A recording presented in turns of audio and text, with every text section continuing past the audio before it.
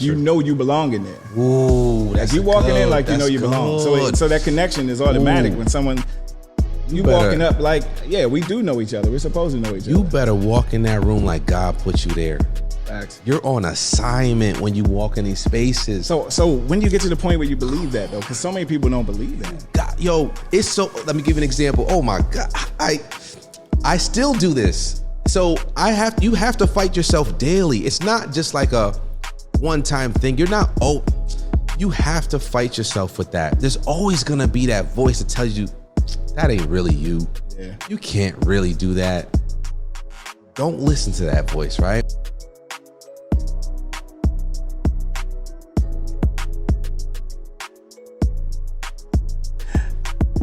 All right, family, welcome to another episode of the We Won't Quit podcast. This one here has been a long time coming. Yes, it has. Yeah, listen, from the first time, and I was just sharing this with somebody. Look, I can't even do my intro, brother. I'm so excited to have my man here on here. Welcome to the We Won't Quit podcast. Because every time we do an episode, you get a chance to hear from some amazing people who embody my quote that it's impossible to stop a man or woman who will not quit. And from day one, when I decided to put the roster together, who I wanted on the We Won't Quit podcast, had to have my man called Michel, a.k.a. Young ExeKutive, the author of 365 Hip Hop, Daily Motivation. Been wanting to get this brother on. And man, we crossed state lines to make this happen. We did, man. Do you know, y'all don't understand, like, this is so nostalgic for me. Like, this is a full circle moment. Like, I met you when I was 19. Wow. And I said, one day I'm gonna be like this guy. That's crazy, man. So to be able to watch you, be mentored by you, and now be interviewed by you, man, this is full circle moment. Man, it's exciting, man, because you've been doing so much. I mean, you do so much in the community. There's so many places we could go with this. And I just wanted people to get a chance to hear your story, hear what you embody, what you do, and and of course we got to get to the book, man. International bestseller. I got an international bestseller on, right? Yes, my God, good stuff, man. Man, where do we start, man? The short of it is, I realized as an adult that when I was younger, I was a follower. Really? I was a follower growing up, man. Where'd you grow up? I was born in Port-au-Prince, Haiti, raised in Stamford, Connecticut. And when people hear Connecticut, they think like there's no one that looks like us that's over there. But the area that I grew up in, I was born in the 80s. It's the crack era, right? So it doesn't matter what part of the country you were in. Yeah, somebody you knew was on drugs, selling drugs, or affected by drugs, right? So I was in a very tough neighborhood, grew up on Custer Street. And the neighborhood was very, very tough. And my dad, thankfully, was always a part of my life. He recognized that I need to get my kids out of this neighborhood. We started getting influenced early on by the hustlers. And that's where I first gained my concept of success. Right.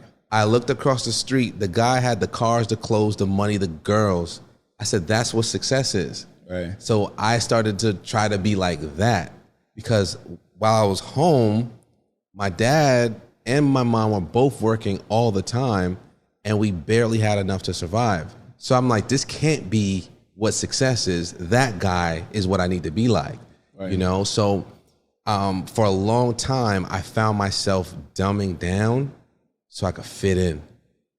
So I really think you're the one that told me this quote, but you said one time on stage, you weren't born to fit in, you were born to stand out. And that didn't register to me as a kid because all I wanted to do was be cool. And it wasn't cool to be smart. I literally just posted this on Twitter not too long ago, but if I had an opportunity to time travel to my younger self, I would only tell him it's cool to be smart. That's it. Nothing else. It's cool to be smart. I was convinced that I wasn't cool because I was getting good grades. So I stopped handing in my assignments on purpose. Wow. You know, I was convinced that doing the right thing wasn't cool, so I would let my friends who were stealing out the mall influence me. So this was how I was for a very long time. I was convinced that, I had to act bad in order to, just hang out with the dudes that I was hanging out with. So all of that was my upbringing. Yeah. So it literally took me 19 years to find black men who were young millionaires who never sold drugs, weren't athletes, and weren't rappers. Y'all introduced me to a concept of being a millionaire in business. It blew my mind. I never thought black men could actually do that. So I met you when I was 19. I got sponsored. Somebody bought my plane ticket to New Orleans. It ended up being a week before Katrina. Absolutely, yeah. And that was my first exposure. So your to first a big exposure event. is crazy because your first exposure then was to just us as a team, like what we did. Okay. Mm-hmm. Yeah, So division event. I seen all of y'all. You and Mr. Self, of course, were on stage, and I'm like, wow, if they can do it, I can do it. You made us that year. I'll never forget. You made us do a time capsule, and in that time capsule, you wrote out your goals for 5 years. We're gonna open this up in 5 years. It was 2015. That was it, man. So you said we're gonna open this up in 2005. 2005. I said 2015. Like that doesn't make sense. It was 2005. You were like, we're gonna open this back up in 2010.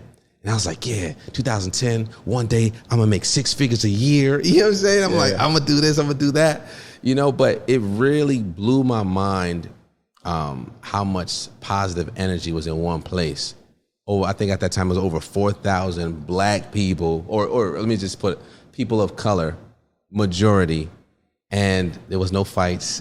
It was nothing crazy that happened. All love, man. It was all love, powerful. encouragement. I've never seen anything like that in my life, but that one event literally changed my life forever. Yeah. It started my path to personal development. It started my path to business. It just shifted my mind completely.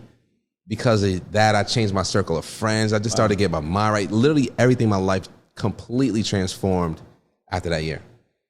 So thank you.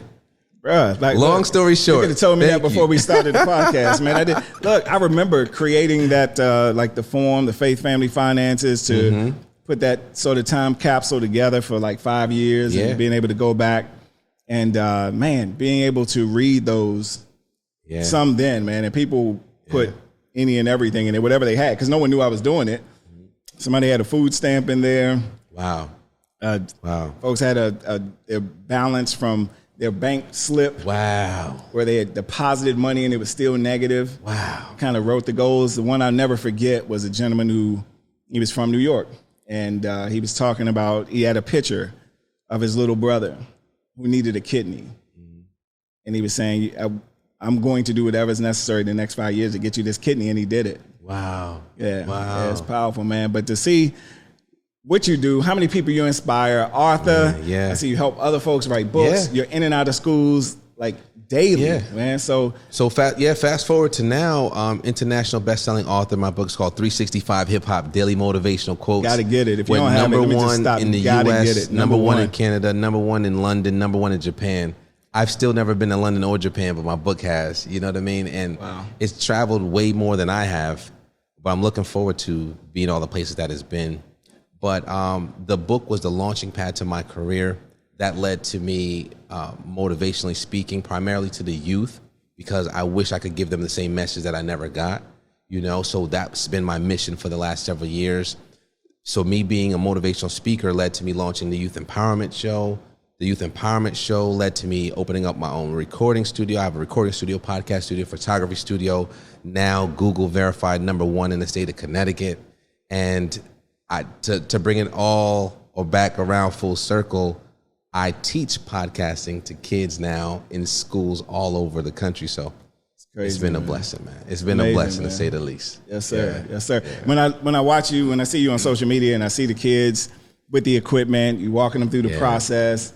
For many of them, it's their first time ever, being able to hear themselves, through the mic and just understanding that whole process, man. All I'm thinking about is, as you talked about, what you saw growing up. And I'm thinking, man, we might have grew up on the same street, right?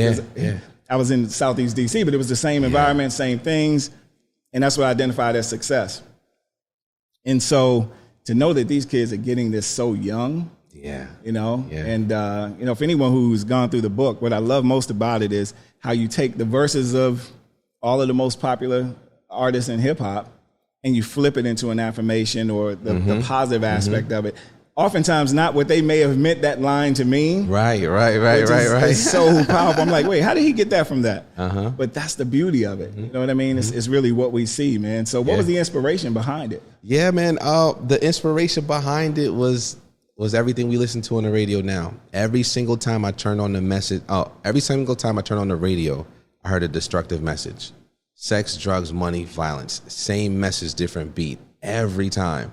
I felt like it was programmed into us to desire these things, you know, whether it's being on drugs, partying, disrespecting women, whatever the case may be. It just keeps like the same things were happening over and over again.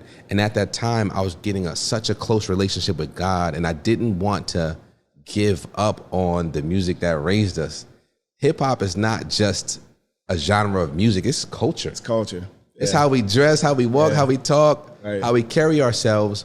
But it originally started as empowerment, and some way it turned into, you know, destruction. So the theme of the book comes from a quote from KRS-One. He says, if hip hop has the ability to corrupt young minds, it also has the power to uplift them. Right. So that's been my mission ever since, uplifting, especially the youth, through the same music that some people say is destroying the communities. Right. It's amazing, man. I don't know where to like, if I wanted to pull one line from one particular, I see Pharrell here multiple times, because there were a few lines, just some of his man, it's crazy. Reasonable Doubt, you know, I got to stop there because Jay is the man. But I'm different. I can't base what I'm going to be off of what everybody isn't. And then what you pull from that, if everyone before us tried and failed, do we automatically count ourselves out? Or do we seek to acquire a competitive advantage? Our will to win is that little something extra that separates us from the rest of the pack. What's true for one person's experience doesn't have to be true for ours. Their story is not our story. Their fight is not our fight, and their reality is not our reality. Then you hit them with an affirmation for each and every one of them. Instead of looking for all the reasons something can't work, I'm going to focus on all the reasons it will work. I have no reason to doubt myself. Everything keeps going back to self, man. It's just, bro, like you just. That's actually one of my favorite quotes. It's wild that you pulled from there. Doubt kills more dreams than failure ever will. Right. Most people will not even try, give it your best effort because they're like, nah, that can never happen. Or you've witnessed failure before and you like, nah, I don't want to try that. No, you don't know what's about to happen on the other side of that door.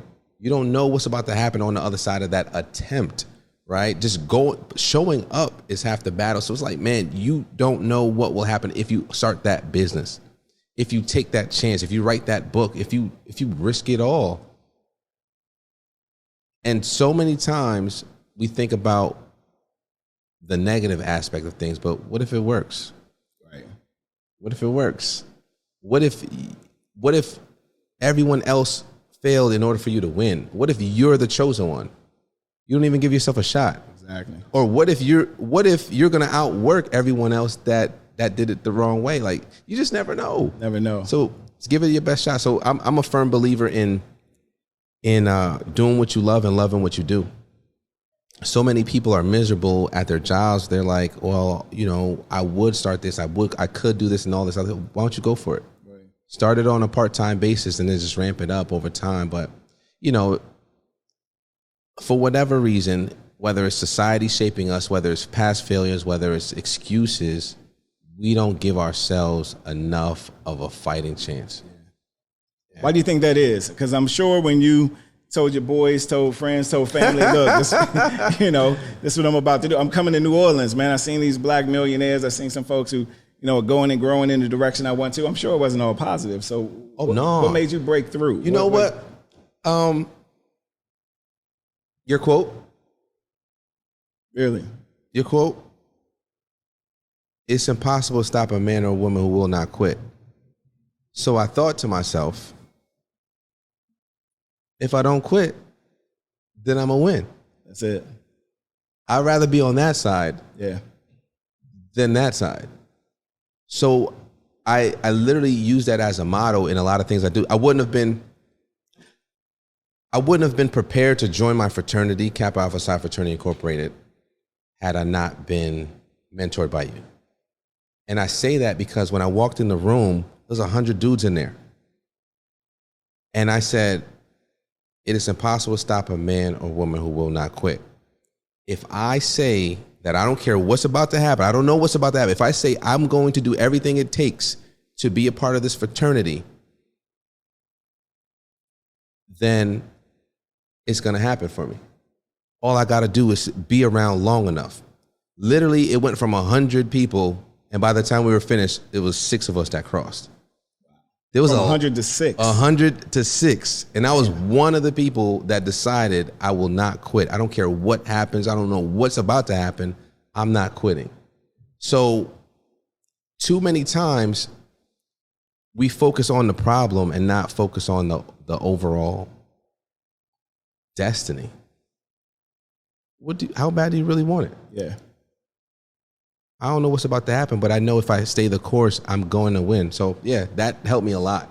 But a lot of people don't have that. Yeah. A lot of people don't have that philosophy. So they're going to tap out at the worst time. Most people don't have the drive, man, or those people around them. But I'm assuming with 100, folks that are all there, like pushing to the same goal, you guys encouraging each other along the way. But it had to be some discouragement as well. Oh yeah, for those folks to be saying, "Man, I'm out. If he out, I'm out." So in that realm, it's just survival of the fittest. Yeah. Brothers will purposely discourage you to see how bad you really want it. Yeah. They're gonna test you on purpose, and there's gonna be things set in place just to see, if your will to survive is strong enough. And pledging the fraternity again, I wouldn't have been able to do that without being mentored first, but the combination of the fraternity and the mentoring I was receiving prior to, that's what allowed me to know that anything is possible. I literally can do anything on the planet. If I survive this, if I survive that, I can do anything on the planet. So that's what helped me be focused enough to reach executive director. That wouldn't happen if I didn't go the course that I did. You know what I'm saying? Man. That's beautiful, man. That's So, beautiful. So going back to the community, I know you do work in Connecticut, definitely all throughout New York. You're in schools every day. Right, And, how did that come about? It all boils down to what your passion is.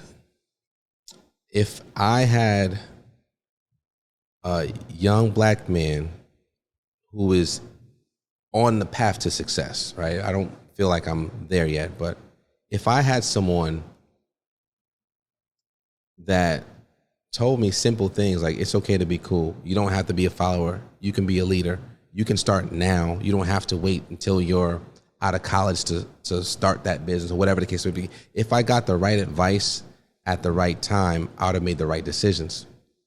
But unfortunately, I was influenced by what was around me and I didn't have the proper guidance, and thankfully I had my dad in my life, which is a huge blessing. I know that put me way further than most men in the same demographic. Right.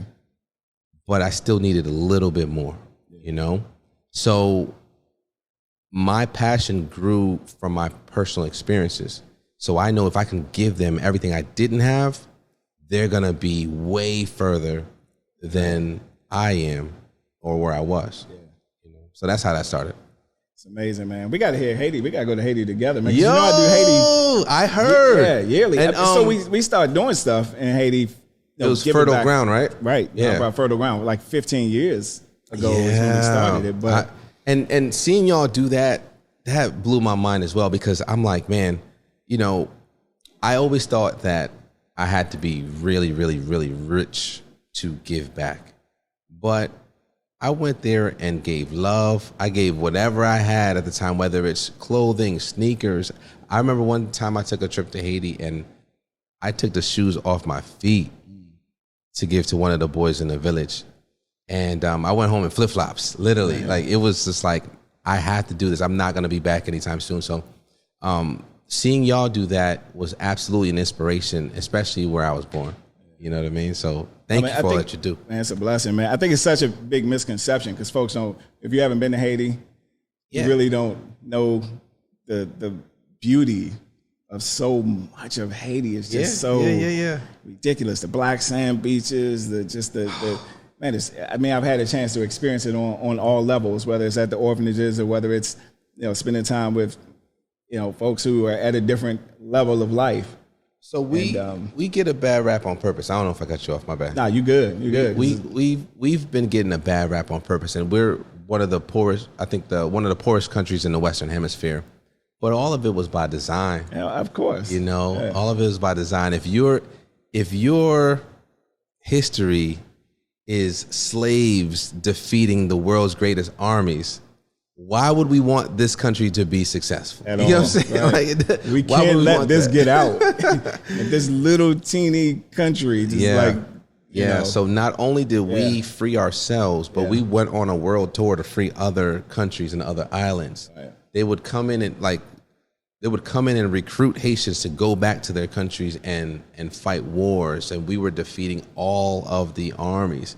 So it was only a matter of time before they try to do whatever they could. Right. They stop global trade. They tax us for freeing ourselves. Right. We're paying reparations, billions of dollars in reparations. So it's so much that people don't know. Yeah, it's a lot. It's a lot. But I love my country, and I know we still feel the effects. Yeah. If you have centuries of trauma, you're still going to feel those effects later. Yeah. That's why America's the way it is. That's why all the countries are the way that it is. It's deep. Yeah, one of the speeches I'll never forget from MLK, it wasn't one of his most famous speeches, but I'll never forget him saying, if I start a race, he was talking about being 200 years behind. He said, if I start a race 200 yards, 200 miles behind someone's in the forefront, how long is it going to take me to catch up? Mm-hmm. Mm-hmm. And he went through the whole history of it. It was such, I got to look that speech up. But it's funny, he was talking about giving back in the community, and my partner over there, Miss Parker, they can't see her, but the work that she does and those who she works with are amazing in the community. So that giving back, man, is something that, giving the shoes off your feet. I think, what was it, 2019, they fed 2,019 people. Wow. Right, in the community. That's incredible. Homeless folks that they had in limousines. They rented limousines. What? And just fed them. That was one of the restaurants we were at today. That's dope. One of the restaurants we were at today was one of those restaurants. It was amazing that opened their doors. Yeah. Great sushi restaurants. They could sit amongst everybody. It's powerful. So it's so much we could do, and so much that's going on, man, that wow, we got to connect on some of that too, man. Yeah, I'm with it. It's time to take that giving to a whole nother level, man. So what's next for you, man? I mean, you're doing the schools. I see you not only as an author, but authoring, right? Helping others write their book, man, get their story out. How did that happen? How did that happen? I mean, every time I turn around, man, somebody's shouting you out for helping them to get their book started. It was and just find their voice. It was a pandemic pivot. Really? Yeah. So at the time, 2019 going into 2019 was my first year as an entrepreneur full time. 2019. First year as an entrepreneur full time. And January 7th, 2019 was the last day that I worked for corporate America. I've never looked back since. And I'm unemployable. I cannot go back to work. But yes, sir. That year, I was doing a lot of full-time motivational speaking. I was 200, 300, 400 people. I think my largest at that time was about 1,000 youth that I spoke to. So I had a lot of ups and downs that first year, but I figured it out by the time 2020 hit, So I lined up all these great speeches. People were sending me invoices. I'm like, man, these are numbers I dreamed about. Right. Like I said, one day I'm gonna get $10,000 to speak. And then in that year, I did it like 3 times. I was like, yo, this is working, dope. So I started to figure it all out. So we lined up all of these speeches, and then they started getting canceled one by one by one. I'm like, yo, what's happening? And you couldn't physically be in an auditorium anymore. Right. So I had to think like, man, I know how to write. I know how to publish. I know how to help others do it because I've done it for free. Maybe I could teach it. My sister, shout out to Schneidine, my sister, she was like, why don't you just do virtual courses? I just thought the pandemic was gonna be like a 2-week thing, like everyone's chill out for a little bit. Right. But she was like, no, this might stick around for a while. It might be a minute. So she said, why don't you try a virtual course? I tried it and it worked. I'm not going to lie to you. Completely transparent moment. At the time, I didn't have it.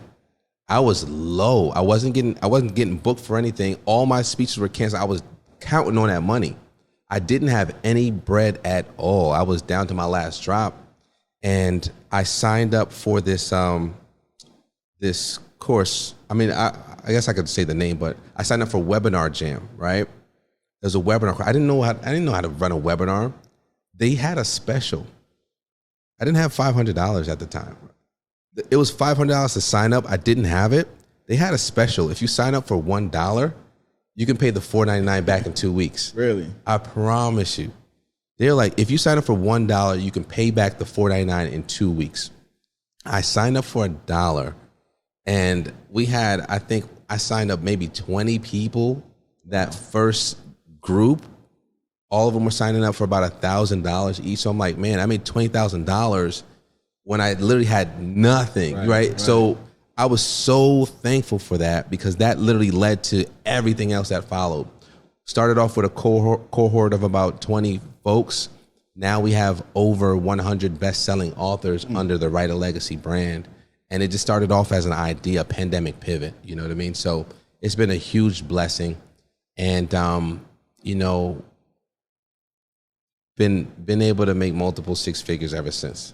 You know, it's so proud, man. Sitting there like a proud big brother, proud papa. Hey, here's the thing though. Most people can't make that pivot. Yeah. Like most people would just sit and be stuck, man. Look, I 10 grand to speak, you know, putting an hour's worth of work in, and obviously having heard you speak, you know, they need to throw an extra comma in there. I can't wait for that. I'm dead serious, man. Like the message you bring, and it's the number of people you affect.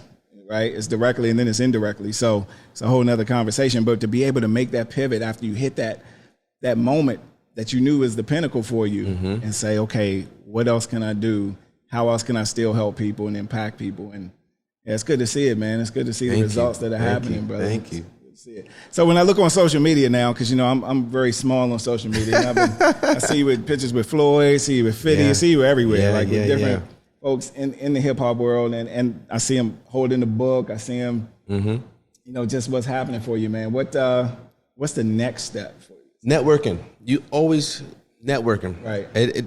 Put yourself in those rooms and find a way to shake those hands and really, really make an impact on that particular person, whoever you're looking to meet. So for me, the next step for me is more of what I've been doing, better than I was doing it before.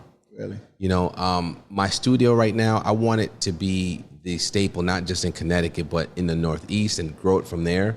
I want to get multiple branches. So West Coast, East Coast, all over the South, all over the Midwest, and continue to expand my networking, continue to expand my mentoring, continue to expand my brand. Yeah. So that's what's next for me. Are you looking at schools? I know obviously your book, as you mentioned, is in other countries. Right. Are you looking at schools in other countries? That's where right? That's where I want to hone in on things primarily, right? Yeah. Of course, I'm open to conferences. Of course, I'm open to different things of that nature. But you know, my primary focus right now is impacting the youth all over the world. You know, and they say you can't touch the world until you touch the hood first. Yeah. You know, and so I'm making an impact literally everywhere.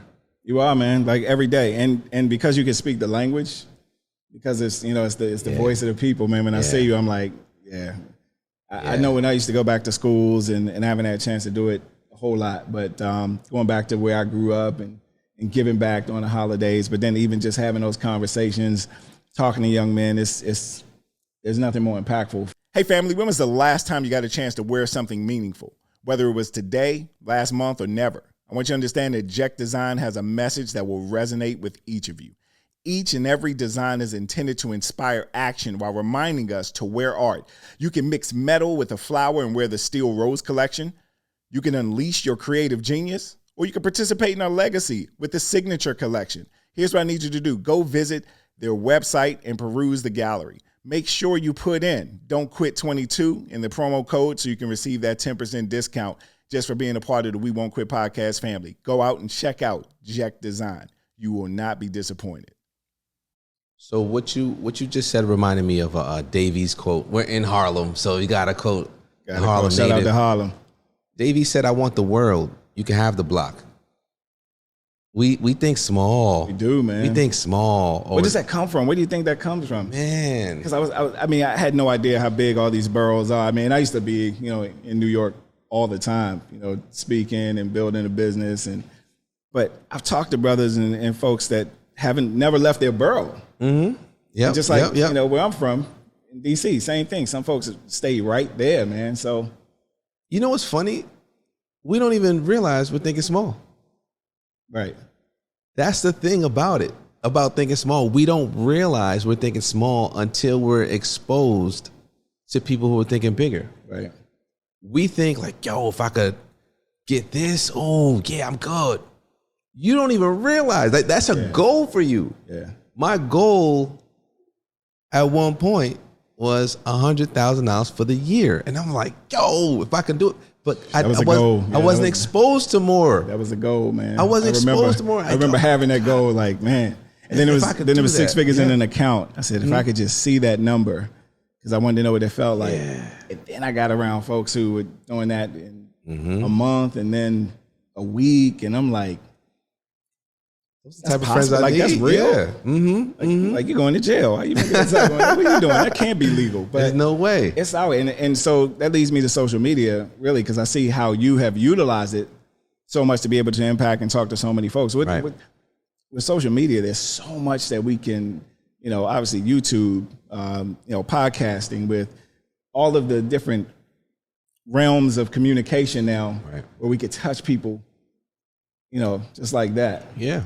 I had to, for me to get the following that I have, I'm still growing, of course, but for me to get the following that I have, I had to step out of my comfort zone. So Grant Cardone once said, if skill level is the same, the only difference between you and the number one person in your industry is obscurity. No one knows you yet. You don't know who you are. So change the fact that no one knows you. So I literally was networking on social media as if I was at an event. I would be meeting people. I would comment on other people's pages. I would like stuff. I would follow people. Hopefully they would follow back. It just did whatever I needed to do to meet more people and connect with more people. Some people on social media will support you more than your friends and your family will. Facts. So I started just gravitating to some really dope, positive people, and that led to me doing some great things. So you know what's crazy? I posted the same quote one year when I didn't have a lot of following, and I posted that same exact quote repurposed a year later when I had like over 10,000 people following me at that time, and everyone was like, yo, this is such a good quote. I'm like, it's the same quote. Same quote. But it's just the fact that more people know me this year than they did last year or at that particular time. So don't be afraid to get yourself out there. Open your mouth. Literally, as cliche as it sounds, a closed mouth don't get fed. So why are you in these spaces and not collaborating with so many other people? And the crazy thing is sometimes we think we only have to network with the people highest up. When I go to places, I'm looking at who the higher up person is paying attention to. It's usually the manager. It's usually the owner. It's usually someone in charge. So if I'm meeting a celebrity, I'm paying attention to who are they most focused on?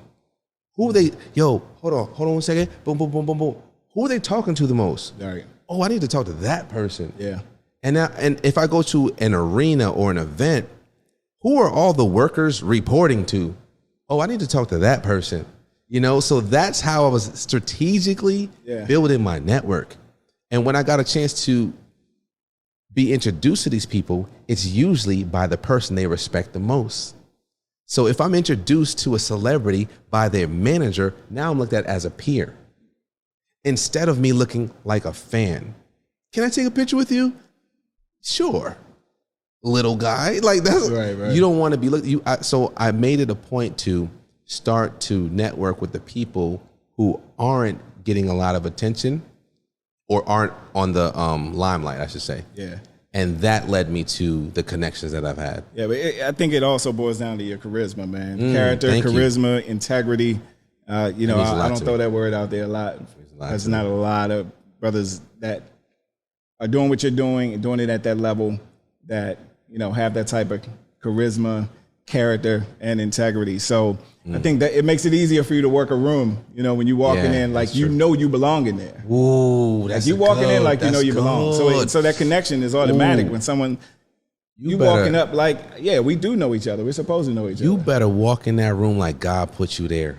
Facts. You're on assignment when you walk in these spaces. So when do you get to the point where you believe that, though? Because so many people don't believe that. God, yo, it's so. Let me give you an example. Oh my God, I still do this. So you have to fight yourself daily. It's not just like a one-time thing. You have to fight yourself with that. There's always gonna be that voice that tells you that ain't really you. Yeah. You can't really do that. Don't listen to that voice, right? So I was going on a yacht party with my brother, right? It was a big, huge yacht party, industry event, dressed in all white. I'm looking godly. So I talked to one of the managers or whatever, or one of the promoters early on. I got my tickets. Everything was all set. So the whole line is there. Me and my brother, we just walked past everyone because my ticket's already there. We're good. Oh, matter of fact, I didn't buy a ticket yet. Excuse me. I didn't buy a ticket yet, but I knew the promoter. So I was like, all right, we're good. So I'm walking up and everyone's just looking at me and my brother, right? And everyone's waiting in line. I'm walking straight to the front and the security guy's like, yo, you're one of the artists? I'm like, yeah. So he's like, oh yeah, just walk right in. You're good for free. And then he says something like, you sure? And then I stopped and I questioned myself. I was like, maybe I need to talk to the promoter guy again. And in that moment, it's a split second.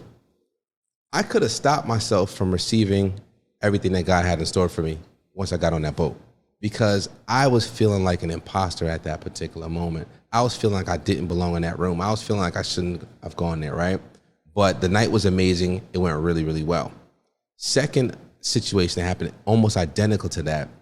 I was at a huge conference, and at that conference, I got like a general admissions ticket or whatever the case may be. And one of the people from my team was there with me. We were going on break. The host of the event said, all right, general admission, you guys go eat over there. VIP, y'all go eat over there. Super VIP, y'all in the back room with us. I tapped my guy on the shoulder. I was like, we're going to the back room. We're super VIP. But when I tell you, I went to the back room to the super VIP. I opened the door. I saw all these millionaires and billionaires. I closed the door. For a second. So this happened last year. So this is me still fighting myself.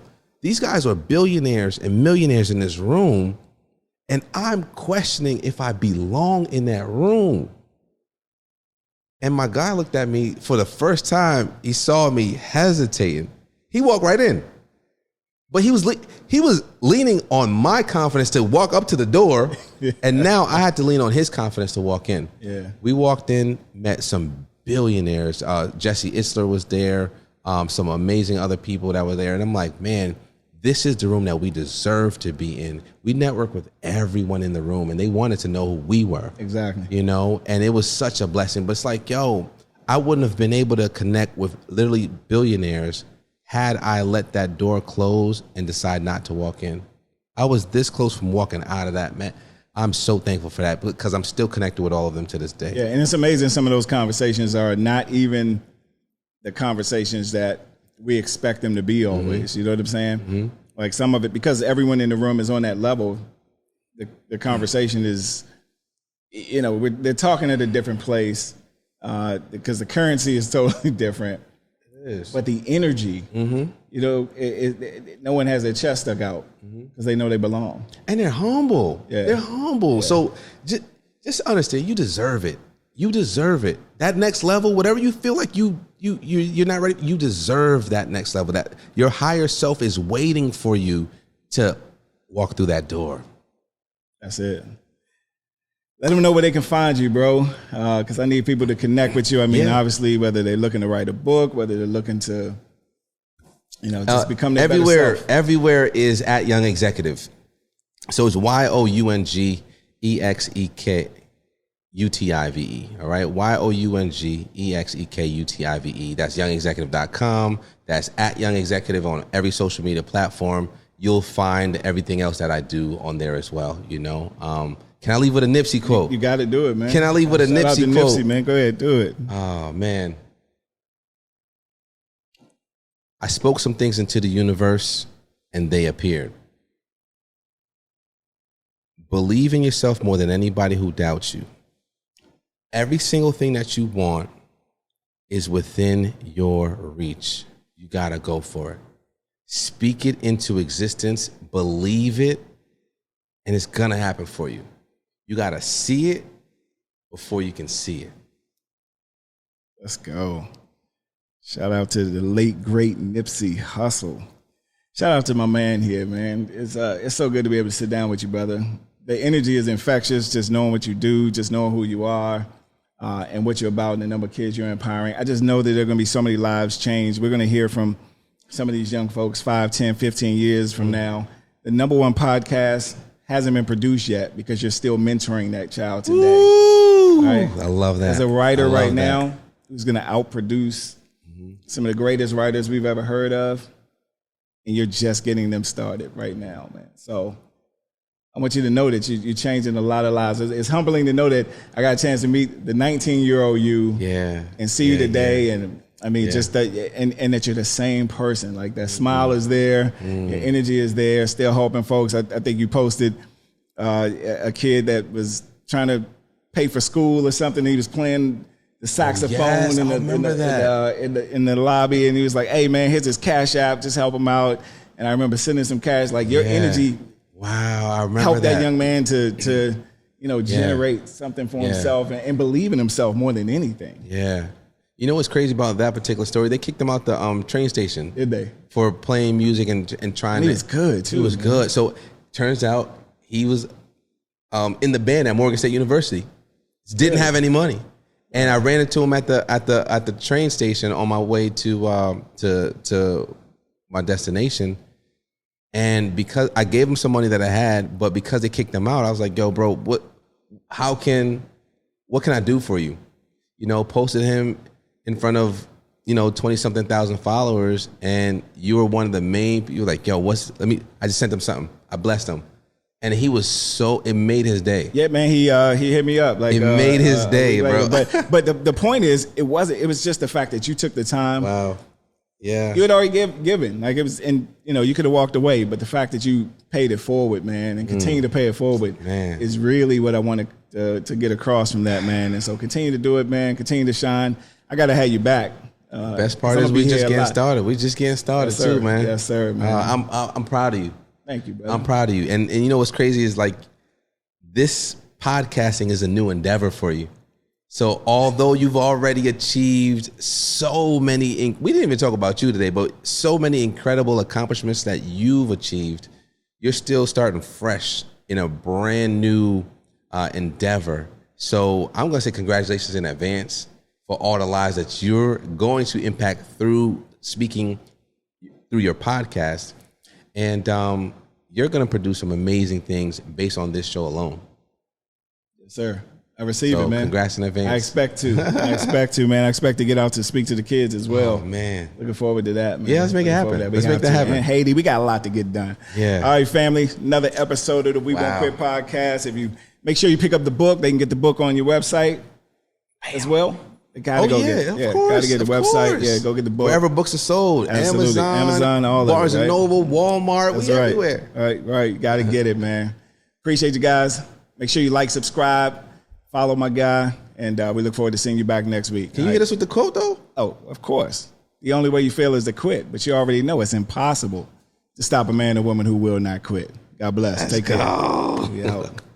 Hey, family, did you know that the things you say to yourself about yourself would eventually determine who you attract and even what you attract for ourselves? You want to know where I learned that? I learned that from listening to the Self-Talk Experience podcast. Look, I'm excited because some of my mentors, Darnell and Tracy Self, have started a podcast that is exploding simply because they're shifting the way people think. I've been blessed to know this couple for about 25 years, and there's no way I would have went from mailman to millionaire if it wasn't for this couple. Look, I've watched them personally help dozens of individuals earn a 7-figure income, but I've also watched them help thousands of people shift the way they think inside of their family, inside of their marriage, inside of their household, inside of their job, inside of their career, and change lives. And now, for free, you get a chance to experience what many have paid tens of thousands of dollars to experience. Go watch the Self-Talk Experience podcast. I promise you, your life will never be the same.